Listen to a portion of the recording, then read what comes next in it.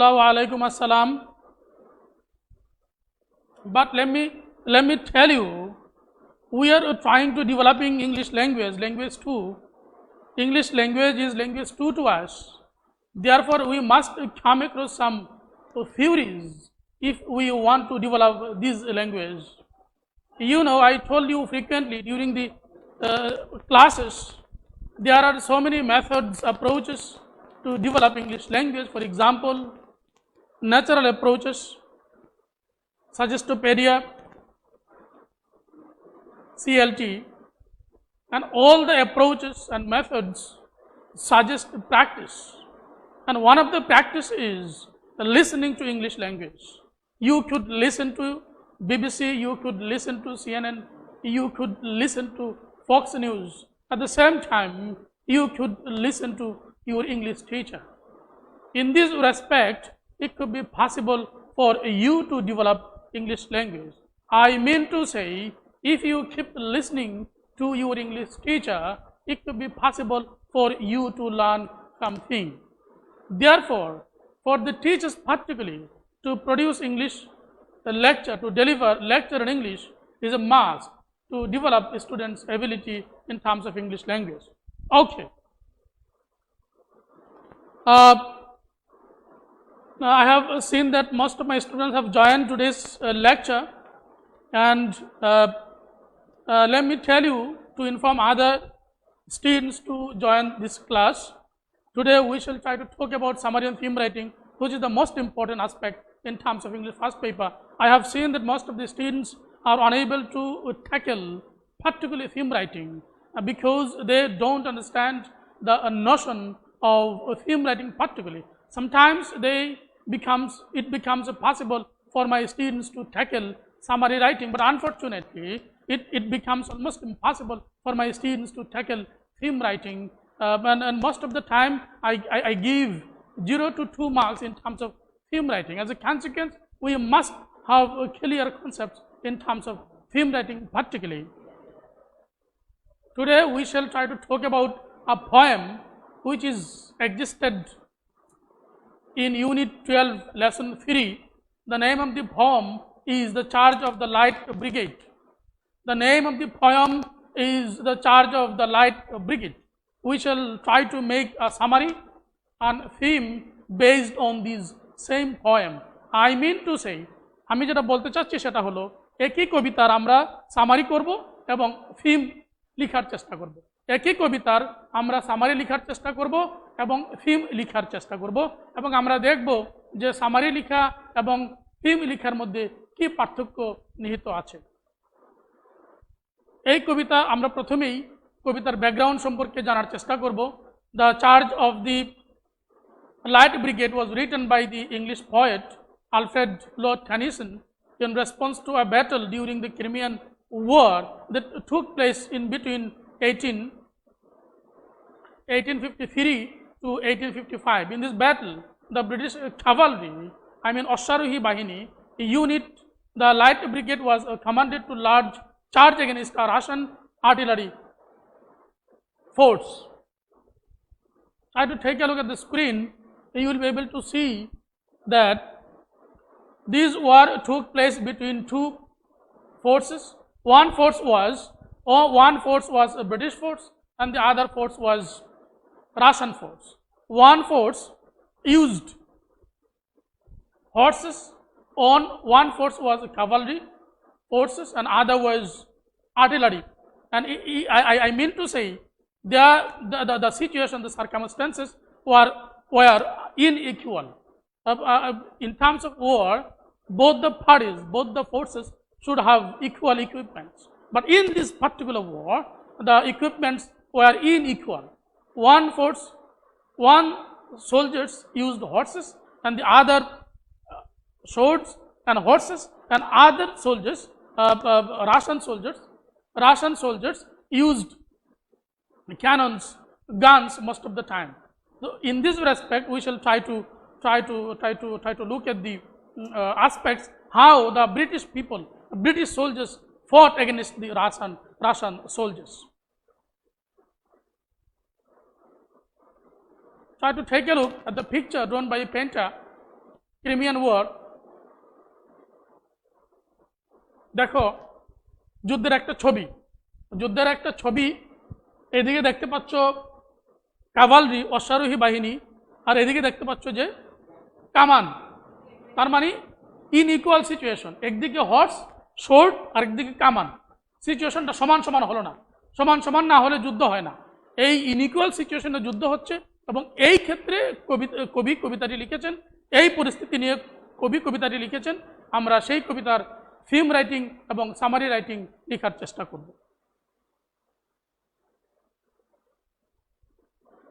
তোমরা দেখো কামানের একটা ছবি দেখা যাচ্ছে, কামানের ছবি দেখা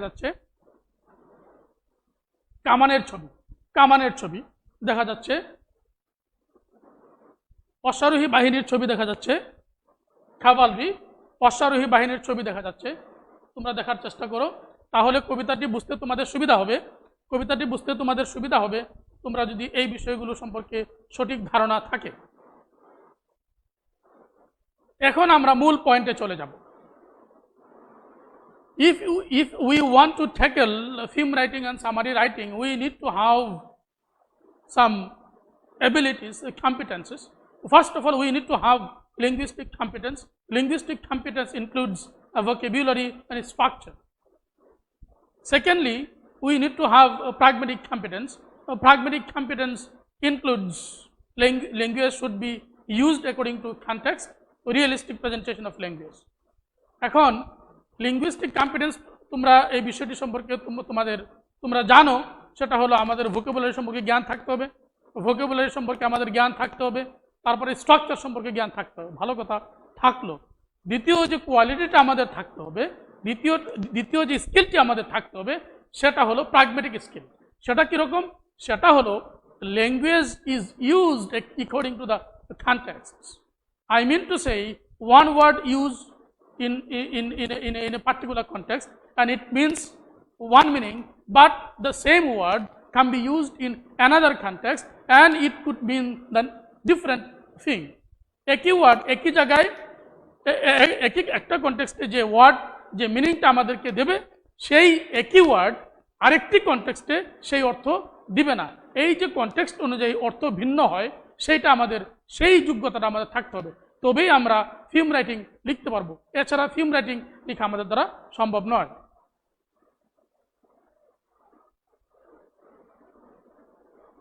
আচ্ছা, এখন এই যে প্রাগমেটিক কম্পিটেন্স অথবা প্রাগমেটিক স্কিল যেটা, সেইটা কীরকম আমরা দুটো উদাহরণের মাধ্যমে বোঝার চেষ্টা করব। Our teacher is coming up the steps. Our teacher is coming up the steps, এটার আক্ষরিক অর্থ হলো, প্রত্যক্ষ অর্থ হলো, একজন শিক্ষক, কনটেক্সটটা ধরো যে একটা ক্লাস, সেখানে ছেলেরা হই হল্লুর করছে, ছাত্রছাত্রীরা হই হল্লুর করছে, ইনডিসিপ্লিন করছে। ইতিমধ্যেই একজন শিক্ষক সিঁড়ি বেয়ে উঠে আসতেছেন। সেই ক্ষেত্রে কি দাঁড়ালো? সেই ক্ষেত্রে ক্যাপ্টেন বলল our teacher is coming up the steps. এর অর্থ কি? আক্ষরিক অর্থ হলো টিচার কি করতেছেন? টিচার সিঁড়ি বেয়ে আসতেছেন। কিন্তু এর অন্তর্নিহিত আরেকটি অর্থ আছে। এর অন্তর্নিহিত অর্থটি আমাদের থিম লেখার জন্য সাহায্য করবে, এবং অন্তর্নিহিত অর্থটা, পরোক্ষ অর্থটাই আমরা থিম লেখার ক্ষেত্রে ব্যবহার করব। আক্ষরিক অর্থ, প্রত্যক্ষ অর্থ থিম লেখার ক্ষেত্রে ব্যবহার করব না। প্রত্যক্ষ অর্থ, আক্ষরিক অর্থ সামারি রাইটিং এর ক্ষেত্রে ব্যবহার করব, আর অন্তর্নিহিত অর্থ থিম রাইটিং এর জন্য, থিম রাইটিং এর সময় আমরা ব্যবহার করব। তাহলে অন্তর্নিহিত অর্থ কি দাঁড়ালো? Our teacher is coming up the steps অর্থ হলো একটা warning.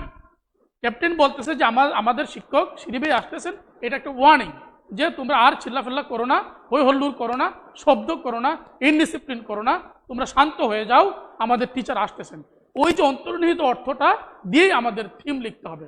He has suffering from fever for 2 days.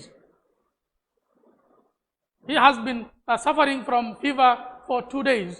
সে 2 দিন যাবৎ জ্বরে ভুগছে। এখানে আক্ষরিক অর্থ হলো fever is a disease, he has been suffering from fever for 2 days. সে এই ভদ্রলোক কি করছে? 2 দিন যাবৎ জ্বরে ভুগছে, এটা হলো আক্ষরিক অর্থ। আর অন্তর্নিহিত অর্থ কি? We should call in a doctor. As this person has been suffering from fever, we should call in doctor. যেহেতু এই ভদ্রলোক 2 দিন যাবৎ জ্বরে ভুগছেন, সেহেতু আমাদের কি করতে হবে? আমাদের ডাক্তার ডাকতে হবে।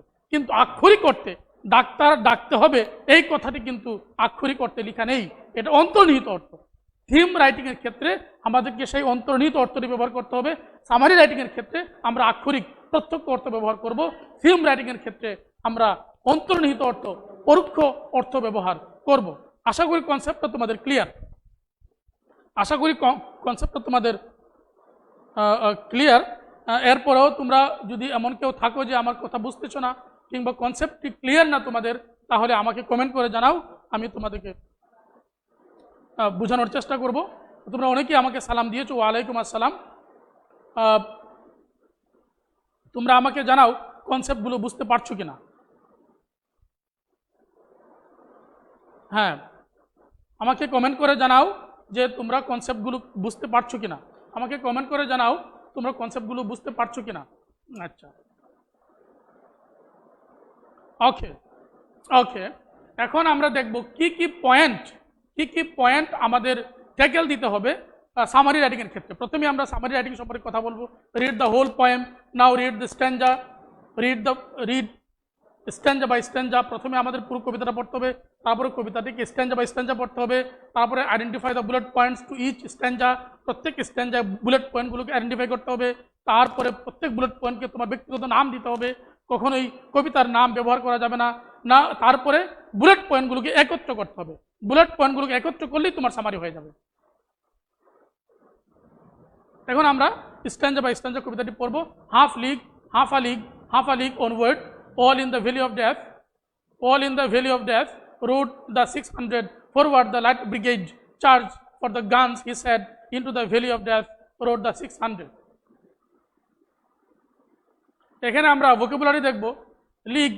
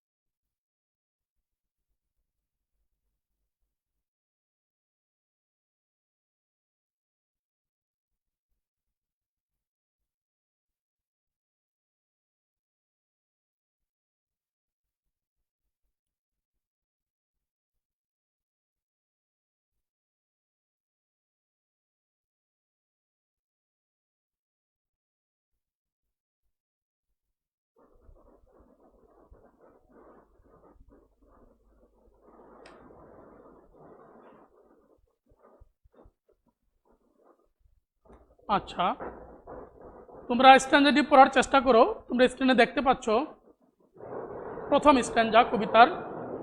এখানে আমি কিছু ভোকাবুলারি তোমাদেরকে দিয়ে দিয়েছি।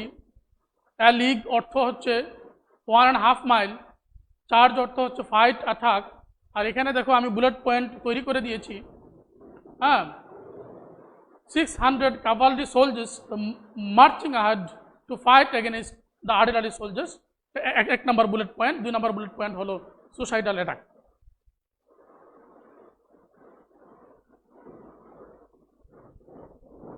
এই দুটো বুলেট পয়েন্টকে আমরা এখন সেন্টেন্সে রূপান্তরিত করব। cavalry 600 cavalry soldiers are marching ahead to fight against the artillery soldiers, therefore the attack was almost suicidal.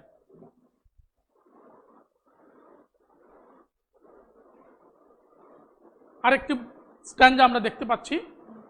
সেই স্ট্যাঞ্জাটি আমরা পড়ব এবং সেই স্ট্যাঞ্জা থেকে ভোকাবুলারিগুলো আমরা দেখার চেষ্টা করব, সেই সাথে বুলেট পয়েন্টগুলো দেখার চেষ্টা করব। তোমরা স্ক্রিনে দেখতে পাচ্ছ ভোকাবুলারি দেখতে পাচ্ছ। ডিসমেড অর্থ লেখা আছে দেখতে পাচ্ছ, ব্লান্ডার্ড অর্থ লেখা আছে দেখতে পাচ্ছ, বুলেট পয়েন্টগুলোও দেখতে পাচ্ছ।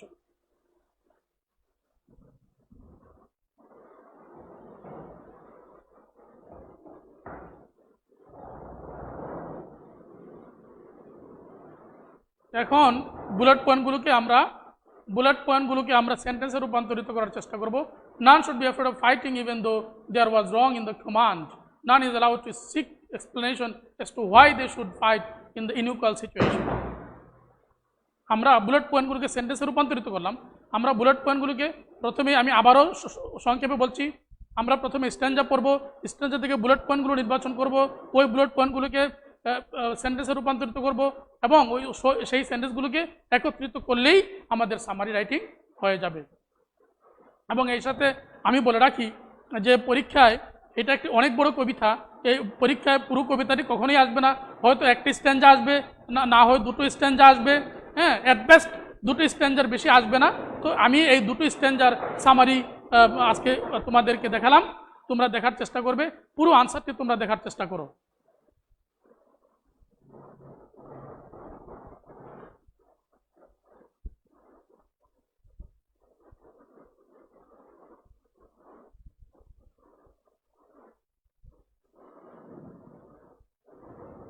পুরো আনসারটি দেখার চেষ্টা করো।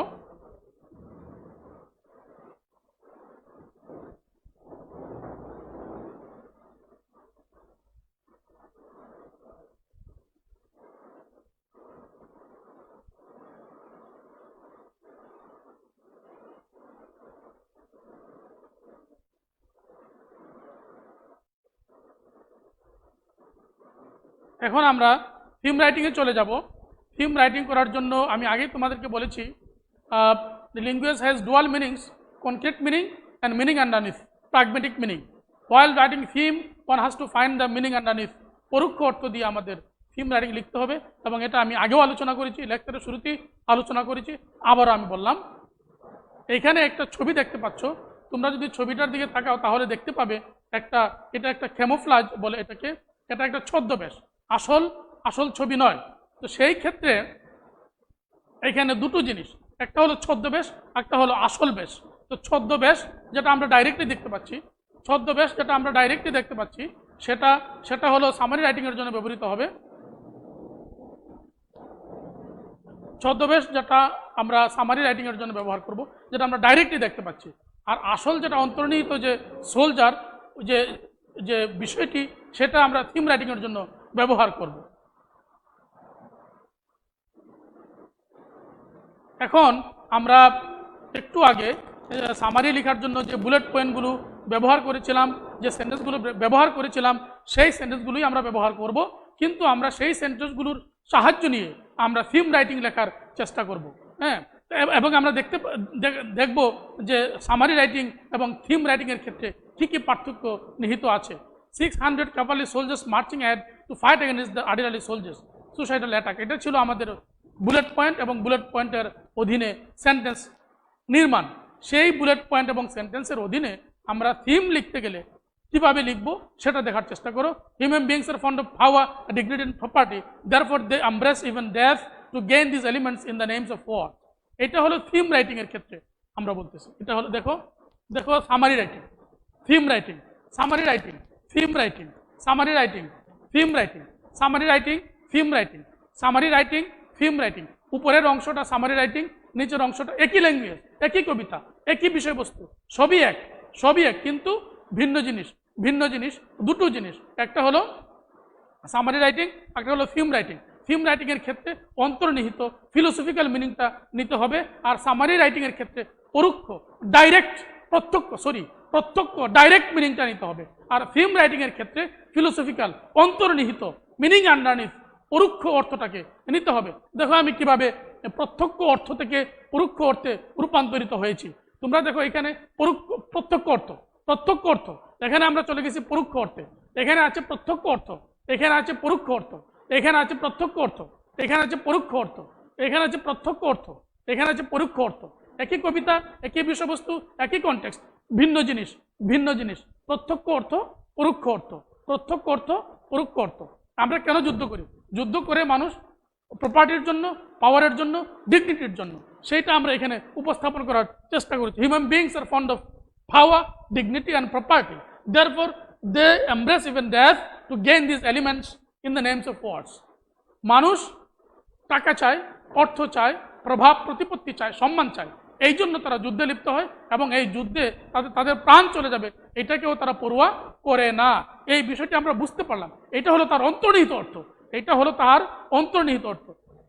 সোলজাররা যুদ্ধ করে এবং তারা জানে যে, এবং এই ক্ষেত্রে আমরা দেখতে পাচ্ছি যুদ্ধটা ছিল অসমান যুদ্ধ, যুদ্ধটা ছিল অসমান যুদ্ধ, যুদ্ধটা কখনো সমান ছিল না, যুদ্ধটা ছিল অসমান যুদ্ধ, যুদ্ধটা কখনো সমান ছিল না। তারপরেও তারা যুদ্ধ করেছিল, তারপরেও তারা যুদ্ধ করেছিল, তারা জানতো ওই যুদ্ধে গেলে তারা মারা যাবে, তারপরেও তারা যুদ্ধে গিয়েছিল এবং তারা মৃত্যুবরণও করেছিল। সেটা কেন করেছিল? ওই কেনর উত্তরটা দিয়ে আমাদের থিম লিখতে হবে, ওই কেনর উত্তরটা দিয়ে আমাদের থিম লিখতে হবে, ওই কেনর উত্তরটা দিয়ে আমাদের থিম লিখতে হবে, ওই কেনর উত্তরটা দিয়েই আমাদের থিম লিখতে হবে। কেন তারা যুদ্ধ করেছিল, কেন মৃত্যু অবধারিত জেনেও তারা যুদ্ধে গিয়েছিল, সেটা এখন আমি তোমাদের বলছি। Human beings are fond of power, dignity and property. Therefore they embrace even death to gain these elements in the names of wars. মানুষ অর্থ চায়, সম্পত্তি চায়, সম্মান চায়, ক্ষমতা চায়, এই জন্য তারা মৃত্যু বরণ করবে এটা জেনেও তারা যুদ্ধ গ্রহণ, কোনো কোনো ক্ষেত্রে, কিছু কিছু ক্ষেত্রে, কিছু কিছু সার্কামস্ট্যান্সে তারা যুদ্ধে অংশগ্রহণ করে। আরেকটি বুলেট পয়েন্ট এবং সেই বুলেট পয়েন্টের অধীনে পরোক্ষ meaning, having no scope of being afraid, wrong in the command, no scope to seek explanation. এটা ছিল আমাদের প্রত্যক্ষ মিনিং, এটা ছিল আমাদের প্রত্যক্ষ মিনিং, এটা ছিল আমাদের প্রত্যক্ষ মিনিং, এটা ছিল আমাদের প্রত্যক্ষ মিনিং। এই প্রত্যক্ষ মিনিংয়ের অধীনে, এই প্রত্যক্ষ মিনিংয়ের অধীনে পরোক্ষ মিনিংটা তোমরা দেখার চেষ্টা করো, এই প্রত্যক্ষ মিনিংয়ের আন্ডারে পরোক্ষ মিনিংটা দেখার চেষ্টা করো। Sometimes they become so helpless that they suppress their inability to fight. কিছু ক্ষেত্রে তারা অসহায় হয়ে যায়, যদিও তারা জানে, এতটাই অসহায় হয়ে যায় যে তারা তাদের দুর্বলতাটাকে ঢেকে রাখে, তারা তাদের দুর্বলতাটাকে প্রকাশ করতে চায় না। যুদ্ধের ক্ষেত্রে পরিস্থিতিটা এরকম হয়ে যায়। Likewise, sometimes they become so helpless that they don't even ask for any rationality behind this war. কিছু কিছু ক্ষেত্রে তারা এতটাই অসহায় হয়ে যায় যে যুদ্ধ কেন করতে হবে এই প্রশ্নটি তোলার কোনো অবকাশ থাকে না। এটা হলো পরোক্ষ মিনিং, এটা হলো পরোক্ষ মিনিং। এটা কিন্তু কবিতায় সরাসরি লেখা নাই, এটা কিন্তু কবিতায় সরাসরি লেখা নাই। কবিতার প্রত্যক্ষ অর্থকে অনুধাবন করে, কবিতার প্রত্যক্ষ অর্থকে, সরাসরি অর্থকে অনুধাবন করে আমরা পরোক্ষ অর্থটাকে বোঝার চেষ্টা করেছি এবং থিম লেখার চেষ্টা করেছি। এইভাবেই সামারি লিখতে হয়, এইভাবেই থিম লিখতে হয়। এখন আমরা থিমে চলে যাব, পুরো একটা সঠিক পরিপূর্ণ একটা থিমে আমরা চলে যাব।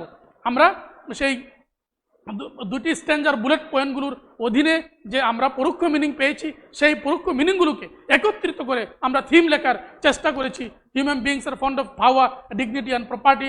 Therefore they embrace even death to gain these elements in the names of wars. Sometimes they become so helpless that they suppress their inability to fight. Likewise, sometimes they become so helpless that they don't even ask for any rationality behind these wars. এটা হলো পরিপূর্ণ answer, এটা হলো পরিপূর্ণ answer. আমি তোমাদেরকে এটা এই বিষয়টি অনলাইনে থাকবে, অনলাইনে বিষয়টি থাকবে, তোমরা সেটাকে ডাউনলোড করে বারবার বোঝার চেষ্টা করবে। আশা করি তোমরা যদি এই লেকচারটি, আজকের লেকচারটি বুঝে থাকো, তাহলে সামারি রাইটিংয়ের ক্ষেত্রে এবং থিম রাইটিংয়ের ক্ষেত্রে তোমাদের আর কোনো প্রবলেম হবে না। সামারি রাইটিংয়ের ক্ষেত্রে এবং থিম রাইটিংয়ের ক্ষেত্রে তোমাদের আর কোনো প্রবলেম হবে না। এবং আমি তোমাদেরকে অনুরোধ করব, তোমরা সামারি রাইটিং এবং থিম রাইটিংয়ের যে পার্থক্য আমি দেখিয়েছি বিভিন্ন স্লাইডের মাধ্যমে, আমি যে পার্থক্য দেখিয়েছি তোমরা সেই পার্থক্যটি অনুধাবন করার চেষ্টা করবে। আমি যে পার্থক্য দেখিয়েছি সেই পার্থক্যটি অনুধাবন করার চেষ্টা করবে এবং সেইভাবে সামারি আসলে সামারি লিখবে, থিম আসলে থিম লিখবে। আশা করি তোমরা ভালো নাম্বার পাবে। আজকে আমি আমার বক্তব্য এখানেই শেষ করতে চাচ্ছি।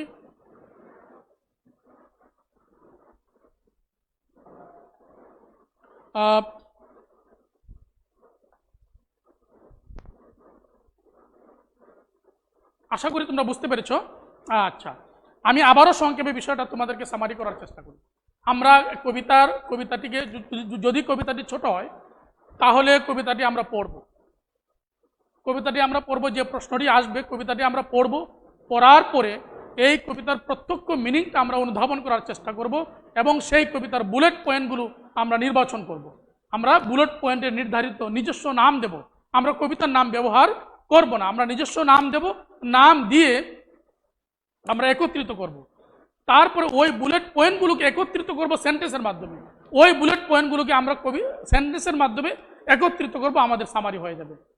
আমি আবারও বলছি, কবিতাটা ভালো করে পড়ব, ভালো করে পড়ার পরে যে বুলেট পয়েন্টগুলো নিহিত আছে সেই বুলেট পয়েন্টগুলোকে আমরা আইডেন্টিফাই করব, ওই বুলেট পয়েন্টগুলোকে সেন্টেন্সে রূপান্তরিত করব, ওই সেন্টেন্সে রূপান্তরিত করলেই সামারি হয়ে যাবে।